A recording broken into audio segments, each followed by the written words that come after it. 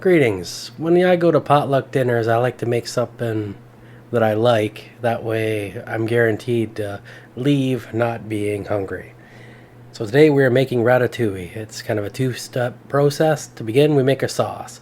I've got 2 cloves of garlic, a teaspoon of rosemary and thyme, a couple tablespoons of olive oil, an onion that I diced up, a green pepper I diced up, and a medium-sized thing of crushed tomatoes.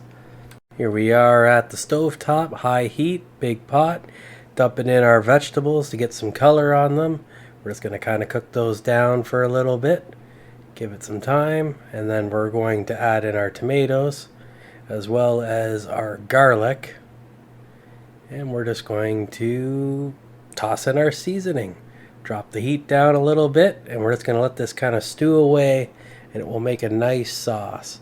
Now, when we're done making the sauce, if you got big chunks of thyme left, you probably want to pull them out before the next step, because I failed to do that and I had a couple strings of thyme in my end product, and that was kind of a disappointment and was slightly embarrassing. I swear, it's not hair, it's thyme. Now I'm going to blend this up using the immersion blender to create a nice thick, smooth sauce. It was too thick, so I added a little bit of water there. You might be able to see that for a fraction of a second. And once our sauce is completed, we're going to move on to the next step. This is also the next day for me. Now I have my ingredients here, which are eggplant, zucchini, and tomatoes. You can also use yellow zucchini. I didn't happen to have any at the time, but this is what I had. So we're now going to slice our vegetables.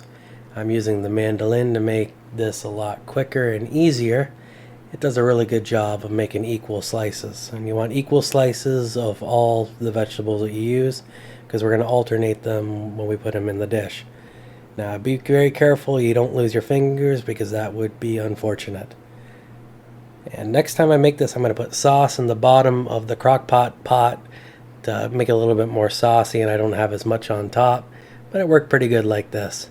And at the end, once we have all of our vegetables in, we simply add our sauce to the top. And it's almost like a form of scalloped potatoes with vegetables. It's really good. The foil stops it from drying out, and we're going to bake this in the oven for about an hour and a half, and that should be enough time to get our vegetables nice and tender, so that when we go to our event, we can simply stick it in the crock pot holder thing, put it on high, get it nice and hot. This is one of those foods that has to be really piping hot to be delicious. And you have yourself a really good potluck.